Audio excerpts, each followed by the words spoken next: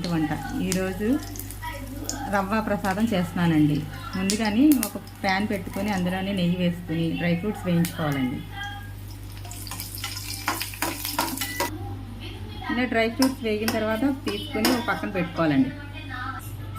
అదే ప్యాన్లోని మనం 1 కప్పు రవ్వ వేసుకొని వేయించుకోవాలండి. ఇలా రవ్వని 10 to 15 మినిట్స్ ఇలా లో టు మీడియం ఫ్లేమ్లో పెట్టుకుని వేయించుకుంటూ ఉండాలండి. ఇలా కలుపుతూనే ఉండాలండి, లేకపోతే అడుగు పట్టేస్తూ ఉంటుంది. అందుకని అలా స్లోగా వేయిస్తూ ఉండాలండి. ఇప్పుడు రవ్వ బాగా వేగింది కదండి. ఇప్పుడు ఇందులోనే 1 కప్పు వాటర్ వేసుకోవాలి. 2 కప్పులు పాలు వేసుకోవాలండి.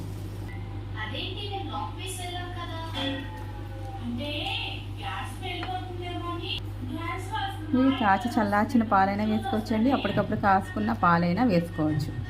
ఇలా వేసుకొని పాలు బాగా ఒకసారి బాగా కలుపుకొని లో టు మీడియం ఫ్లేమ్లో ఉడికించుకోవాలండి. చూడండి, ఇప్పుడు రవ్వ బాగా ఉడికింది కదండి. ఇప్పుడు ఇందులోనే 1 కప్పు బెల్లం తురుము వేసుకోవాలండి.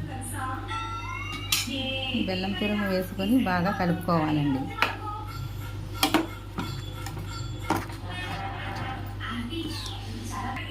ఇందులోనే మనం ముందుగా వేయించి పెట్టుకున్న డ్రై ఫ్రూట్స్, తర్వాత కొంచెం యాలకుల పొడి వేసుకుని బాగా కలుపుకొని దించేసుకోవాలండి.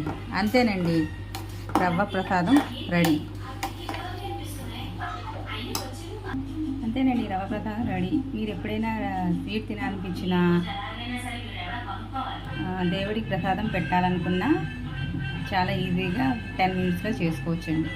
ఈ రెసిపీ మీకు నచ్చినట్లయితే లైక్ చేసి, షేర్ చేసి, సబ్స్క్రైబ్ చేయండి. ఇది మీరు ఇంట్లో ట్రై చేసి మీకు ఎలా వచ్చిందో నాకు కామెంట్ సెక్షన్లో పెట్టండి.